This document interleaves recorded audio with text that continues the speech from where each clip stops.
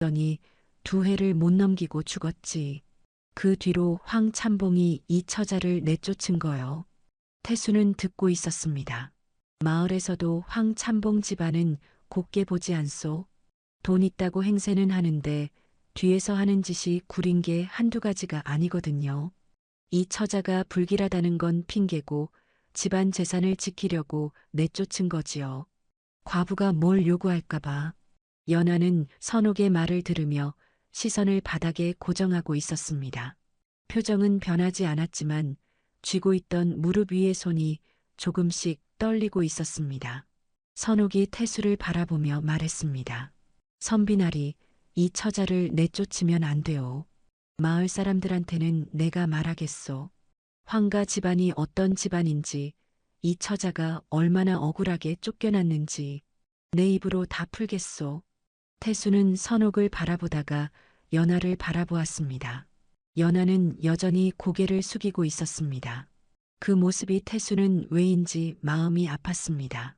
자신의 억울함을 남이 대신 말해줄 때까지 입을 열지 못하는 사람, 그 조용함이 슬픔보다 더 깊은 무언가를 담고 있었습니다. 선옥이 마을에 연하의 사정을 풀어놓자 분위기가 조금씩 달라졌습니다. 황참봉 집안에 대한 이야기는 새로운 것이 아니었습니다. 원래부터 탐탁지 않게 여기던 집안이었고 선옥의 말이 보태지자 연하를 향한 마을 사람들의 시선이 조금은 부드러워졌습니다. 물론 여전히 수군거리는 이들이 있었지만 대놓고 내쫓으라는 목소리는 줄어들었습니다. 태수는 연하에게 조심스럽게 제안을 했습니다. 서당 일을 도와주시겠소? 아이들 밥을 짓고 청소를 하고 그런 일들 말이요. 그러면 마을 사람들도 낭자가 여기 있는 것을 더 자연스럽게 받아들일 것이요. 연하는 잠시 태수를 바라보았습니다. 그러더니 말했습니다. 제가 할 수 있는 일이라면 하겠습니다. 그렇게 연하는 서당 일을 시작했습니다. 아침이면 일찍 일어나 아궁이에 불을 지피고 밥을 지었습니다. 아이들이 오면 마당을 쓸고 점심때는 아이들에게 밥을 나눠주었습니다. 묵묵히 군말 없이 했지요. 아이들은 처음에 연하를 낯설어 했습니다. 그러나 연하가 밥을 푸짐하게 담아주고 다친 아이의 손을 소리 없이 묶어주는 것을 보고는 슬금슬금 연하 곁으로 모여들었습니다. 연하는 아이들에게도 말이 많지 않았지만 무심한 것 같으면서도 하나하나 챙겼습니다. 태수는 그 모습을 멀리서 바라보았습니다. 아이들과 함께 있을 때 연하의 얼굴이 조금 달라 보였습니다. 굳어있던 무언가가 아주 조금 신라처럼 풀리는 것 같기도 했지요. 태수는 그것이 반가웠습니다. 그러면서도 자신이 그 변화를 이렇게 주의 깊게 살펴보고 있다는 것이 스스로도 이상하게 느껴졌습니다. 두 사람의 하루는 나란히 흘렀습니다. 태수는 아이들을 가르쳤고 연하는 서당을 돌봤습니다. 저녁이면 각자의 방에서 지냈습니다. 말이 많지 않았지만 그렇다고 불편하지도 않았습니다. 조심스럽지만 조용한 이상한 일상이 시작된 것이었습니다. 그러던 어느 날이었습니다. 태수가 서당 아이들을 내보내고 혼자 책을 정리하고 있는데 연하가 방문 앞에 서서 말했습니다. 드릴 말씀이 있습니다. 태수가 고개를 들자 연하는 방 안으로 들어와 무릎을 꿇고 앉았습니다. 그 모습이 어딘가 결연해 보였습니다. 마치 오랫동안 마음속에 담아두었던 것을 이제야 꺼내려는 사람 같았지요. 바다에 빠진 것은 스스로 뛰어든 것이 아닙니다. 태수는 숨을 멈췄습니다. 황참봉이 사람을 보냈습니다. 저를 끌고 가서 바다 절벽 위에서 밀었습니다. 죽이려 한 것이지요. 방 안이 조용해졌습니다. 파도 소리만 멀리서 들려왔습니다. 살려달라는 말을 할 사이도 없었습니다. 물속에서 정신을 잃었다가 눈을 떠보니 이곳이었습니다. 연하의 목소리는 끝까지 흔들리지 않았습니다. 그러나 태수는 그 목소리가 흔들리지 않기 위해 얼마나 많은 시간을 버텨왔는지를 느꼈습니다. 책임지라 한 것은 연하가 말을 이었습니다. 살고 싶다는 뜻이었습니다. 도망치고 싶다는 뜻이었습니다. 그 말밖에 나오지 않았습니다. 태수는 한동안 연하를 바라보았습니다. 그러다 입을 열었습니다. 왜 진작 말하지 않으셨소? 연하가 조용히 대답했습니다. 말해서 무엇이 달라지겠습니까? 저는 아무것도 없는 사람입니다. 증거도 없고 힘도 없고 이름도 없습니다. 태수는 주먹을 쥐었습니다. 손끝이 차가워졌습니다. 살려달라는 말조차 제대로 하지 못한 사람, 그냥 그 말이 나왔다고 했던 연하의 목소리가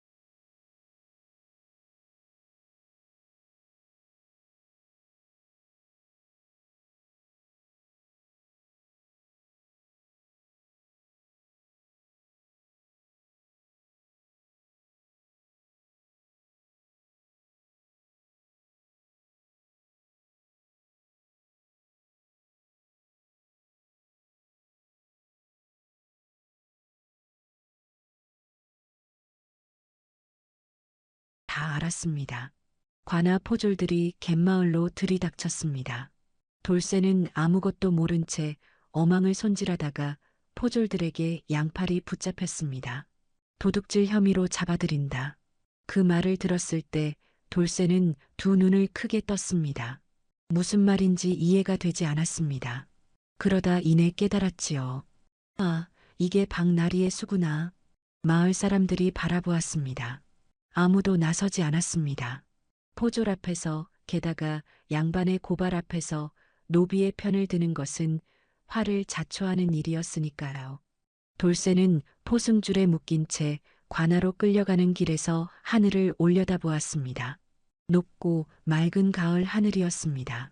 억울하다는 생각보다 이제 어떻게 되는가 하는 생각이 먼저 들었습니다. 평생 부당한 일을 당해온 탓인지 새삼스럽게 억울하다는 감정이 크게 솟지 않았습니다. 그저 피곤했습니다. 관아의 대청마루에 돌쇠가 무릎을 꿇은 지 얼마 지나지 않아 문이 열렸습니다. 윤 영감이 들어섰습니다. 사또가 고개를 들어 영감을 바라보았습니다. 영감은 사또 앞에서도 허리를 구부리지 않았습니다. 공신 문서를 품에서 꺼내 사또의 상위에 내려놓으며 말했지요. 이 아이는 결백합니다. 제가 보증하겠습니다. 영감께서 직접 아십니까? 이 아이가 제 목숨을 구했습니다. 그 아이가 내 집에 온 것은 재물을 노려서가 아니라 저와 함께 새벽 바다를 보기 위해서였습니다. 사또는 잠시 생각하더니 고발장을 내려다보았습니다. 마을 사람의 이름이 올라가 있었지만 구체적인 증거는 없었습니다. 돌쇠에게서 아무것도 나오지 않았고 영감이 직접 결백을 증언하는 상황이었지요. 이윽고 사또가 말했습니다. 이번 고발은 증거 불충분으로 기각한다. 돌쇠의 포승줄이 풀렸습니다. 관아 마당을 나서면서 돌쇠는 윤 영감의 옆을 말없이 걸었습니다. 영감도 말이 없었습니다. 두 사람이 갯마을 어귀에 다다랐을 때 돌쇠가 걸음을 멈추고 입을 열었습니다. 왜 저를 위해 그런 일을 하십니까? 영감은 앞을 보며 걸으면서 짧게 대답했습니다. 내가 먼저 했으니까. 그 말 한마디가 돌쇠의 가슴 깊은 곳으로 천천히 내려앉았습니다. 그로부터 며칠이 지난 날이었습니다. 윤 영감이 돌쇠를 집으로 불렀습니다. 영감의 집은 갯마을 언덕 위에 있었습니다. 오래된 기와집이었지만 손질이 잘 되어 있었고 마당에는 국화 몇 포기가 늦가을 바람에 흔들리고 있었지요. 영감은 안방 한쪽에 있는 낡은 괴짝 앞에 돌쇠를 앉혔습니다. 그리고 천천히 괴짝의 자물쇠를 열었습니다. 안에는 금붙이가 없었습니다. 비단도 없었습니다. 오래된 편지 묶음과 낡아 빠진 옷가지 하나, 그리고 종이 한 장이 전부였습니다. 종이에는 이름들이 빼곡히 적혀 있었습니다. 영감은 그것을 돌쇠 앞에 펼쳤습니다. 외란통에 내가 돌보지 못한 아이들 이름이다. 돌쇠는 종이를 내려다보았습니다. 수십 개의 이름이었습니다. 이름 옆에는 나이와 출신 마을이 적혀 있었지요. 나는 싸우느라 바빴고 아이들은 혼자 남겨졌다. 살아남은 아이도 있고 그러지 못한 아이도 있지. 영감의 목소리가 처음으로 흔들렸습니다. 아주 조금이었지만 돌쇠는 그것을 들었습니다. 나는 내 아비뻘 되는 사람이 해야 할 일을 못했다. 돌쇠는 숨을 깊이 들이켰습니다. 가슴이 꽉 찼습니다.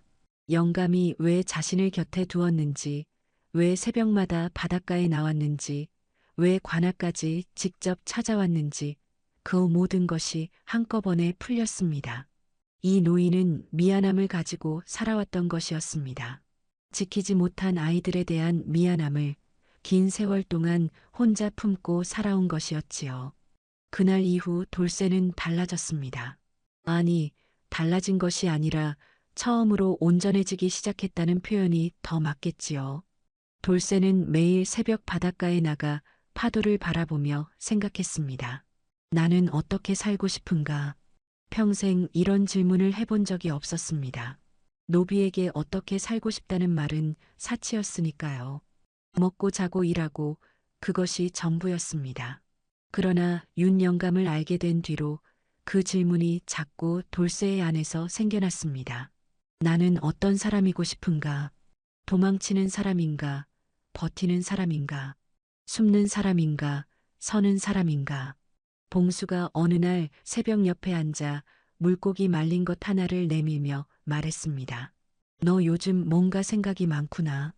돌쇠는 그것을 받아들고 잠시 바라보다가 말했습니다. 봉수 형, 바다가 무섭지 않습니까? 봉수는 허허 웃었습니다. 무섭지. 근데 더 무서운 게 있어. 평생 바다 한 번 안 보고 사는 것. 그게 더 무서워. 돌쇠는 그 말을 오래 씹었습니다. 평생 도망치고 숨는 것. 그것이 더 무서운 것이었습니다. 돌쇠는 그날 바다를 향해 조용히 고개를 들었습니다. 도망치지 않겠다는 다짐이었지요. 겨울이 문턱에 선 어느 날이었습니다. 봉수가 돌쇠를 찾아왔습니다. 얼굴이 굳어 있었지요. 큰일 났다. 박나리가 너를 팔아넘기려 한다더라. 무슨 말입니까? 먼 고을 어느 광산 쪽으로. 돈도 다 받았다는 소문이야. 이번 달 안에 데리러 온다는 것 같더라. 돌쇠는 그 자리에 굳어섰습니다. 광산 노비.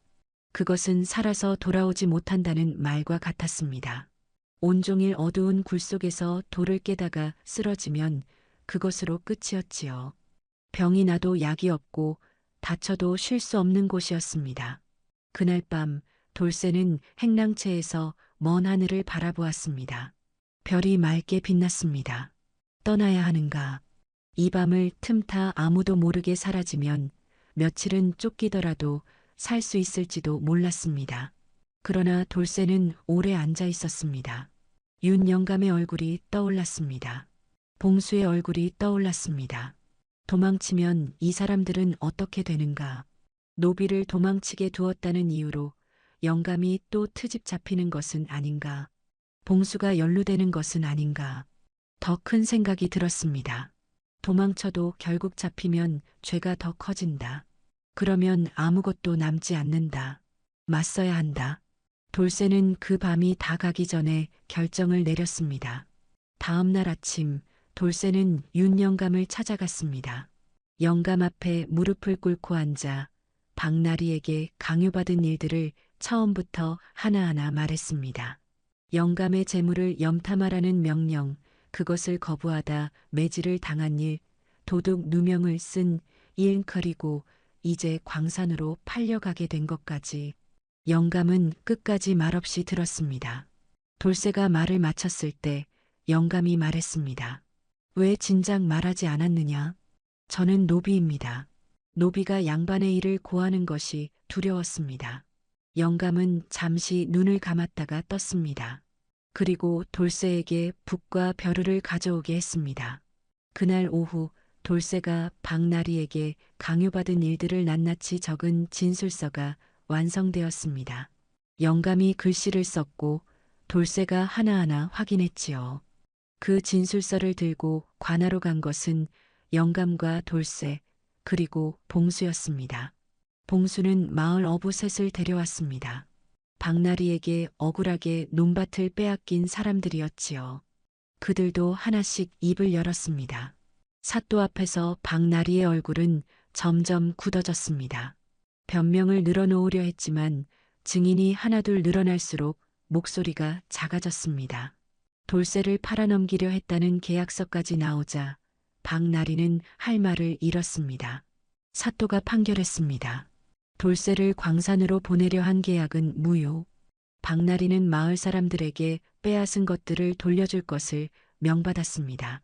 돌쇠는 관아 마당에 서서 하늘을 바라보았습니다. 도망치지 않기를 잘했다는 생각이 들었습니다. 그런데 뜻밖의 일이 있었습니다. 사또가 사건을 조사하는 과정에서 돌쇠의 노비 문서를 들여다보게 된 것이지요. 문서의 작성 연도를 확인하던 사또의 눈이 가늘어졌습니다. 이 문서, 작성 시점이 이상하구나. 외란 한복판, 모든 것이 혼란하던 시절에 작성된 문서였습니다. 게다가 당시 돌쇠의 나이는 10살도 채 되지 않았지요. 아이의 자발적인 동의로 볼 수 없었습니다. 조사는 더 깊어졌습니다. 그러던 중 사또 옆에 있던 서리 하나가 오래된 기록 뭉치를 들고 왔습니다. 수군 전투 기록이었습니다. 거기에는 돌쇠의 아버지 이름이 적혀 있었습니다. 왜군과 싸우다 전사한 수군들의 명단 안에 있었지요. 이자가 이 아이의 아버지냐? 윤 영감이 고개를 끄덕였습니다. 영감은 수군 출신이었고 그 기록을 누구보다 잘 알고 있었습니다. 나라를 위해 싸우다 죽은 사람의 아들이 노비가 되어 있었던 것입니다. 그것도 전쟁통의 혼란을 틈탄 불법 문서로. 사또는 엄중한 표정으로 말했습니다. 이 노비 문서는 무효다. 돌쇠의 두 손에서 힘이 풀렸습니다. 무릎에 힘이 빠지는 것을 느꼈지요. 윤 영감이 돌쇠의 어깨에 손을 얹었습니다. 묵직하고 단단한 그 손이 돌쇠를 붙들어 세웠습니다. 돌쇠는 눈이 뜨거워졌습니다. 하지만 이번에는 입술을 깨물지 않았습니다. 그냥 그 온기를 느꼈습니다. 자유의 몸이 된 돌쇠 앞에 길이 열렸습니다. 어디로든 갈 수 있었습니다. 한양으로 가도 되었고 다른 고을로 가도 되었습니다. 박나리의 집에서 나와 어디에 살든 이제 아무도 막지 못했지요. 마을 사람들 몇이 돌쇠에게 말했습니다. 이제 자윤이 멀리 가서 새로 살아보거라. 한양 가면 몸이라도 팔아먹고 살 수 있을 게다. 좋은 말들이었습니다. 그러나 돌쇠는 며칠을 생각하고 나서 윤 영감의 집 앞에 섰습니다. 영감님 곁에 있겠습니다. 영감은 한동안 돌쇠를 바라보았습니다. 그러더니 아무 말 없이 안으로 들어갔지요. 그리고 부엌에서 밥상을 들고 나왔습니다. 두 사람분이었습니다. 상 위에는 생선찜 한 그릇과 된장국이 있었습니다. 영감은 돌쇠의 밥그릇 위에 생선 한 토막을 더 얹어 주었습니다. 말은 없었지요. 돌쇠는 숟가락을 들었습니다. 따뜻한 밥 냄새가 코끝에 닿았습니다. 이렇게 마주 앉아 밥을 먹어본 것이 언제였던가 싶었습니다. 기억이 나지 않았습니다. 어쩌면 처음인지도 몰랐지요. 며칠 뒤 봉수가 찾아왔습니다. 특유의 걸걸한 목소리로 대뜸 말했습니다. 야, 나랑 배 탈래. 사람이 하나 더 있으면 더 멀리 나갈 수 있거든. 돌쇠는 봉수를 바라보았습니다. 그리고 생애 처음으로 입을 크게 벌리고 웃었습니다. 소리까지 나는 웃음이었습니다. 봉수가 깜짝 놀라 눈을 크게 떴다가 따라 웃었지요. 윤 영감은 마루에서 그 모습을 바라보다가 눈가의 주름 사이로 조용히 웃었습니다. 그 후로도 갯마을의 하루는 거칠었습니다. 외란의 상처가 하루아침에 아물 리 없었고 배 한 척 더 구하는 것도 쉽지 않았습니다. 겨울에는 파도가 더 높았고 봄에는 씨앗이 모자랐습니다. 나라가 기울고 백성이 흔들리는 시절은 한동안 더 계속될 것이었지요. 그러나 돌쇠는 더 이상 하루하루가 두렵지 않았습니다. 매일 새벽 돌쇠와 윤 영감은 바닷가에 나란히 앉아 바다를 바라보았습니다. 파도는 밀려왔다가 쓸려갔고 갈매기는 낮게 날았습니다. 둘 사이에 말이 오가는 날도 있었고 그냥 나란히 앉아있기만 하는 날도 있었습니다. 어느 쪽이든 괜찮았지요. 봉수의 배를 타고 나가는 날이면 돌쇠는 바다 한가운데서 하늘을 올려다보곤 했습니다. 아버지가 이 바다 어딘가에서 노를 저었을 것이라는 생각이 들었습니다. 그 바다 위에서 돌쇠도 노를 젓고 있었지요. 아버지가 지키려 했던 것을 돌쇠도 지키고 싶었습니다. 사람을, 마을을, 그리고 이 바다를. 윤 영감은 가끔 아들의 유품이 든 괴짝을 열어보았습니다. 그리고 그 이름들이 빼곡히 적힌 종이를 꺼내 들었지요. 전쟁이 앗아간 아이들의 이름들. 영감은 그 이름들 옆에 조용히 돌쇠의 이름을 덧붙여 적었습니다. 잃어버린 이름이 아니라 살아있는 이름으로. 옛말에 이르기를 한 번의 진심은 천마디 말을 이긴다 했습니다. 돌쇠는 아무런 계산 없이 차가운 바다로 뛰어들었고 영감은 아무런 조건 없이 늙은 발로 관아에 찾아갔습니다. 그 두 가지 진심이 만나 서로를 살렸지요. 신분이 맞고 나이가 갈라도 진심으로 건넨 은혜 하나는 결코 파도에 쓸려가지 않는 법입니다. 전쟁이 핥히고 간 땅에서도 사람은 다시 일어섭니다. 무너진 배 한 척도 타다 만 집 한 채도 다시 손질하면 쓸 수 있습니다. 사람도 그러합니다. 누군가의 손 하나가 등을 두드려주면 그것으로 충분히 다시 일어설 수 있습니다. 야다무와 이야기 마칩니다. 구독과 좋아요를 눌러주시면 다음 영상을 빠르게 만나보실 수 있습니다. 어디에서 듣고 계신지 댓글로 알려주세요. 감사합니다.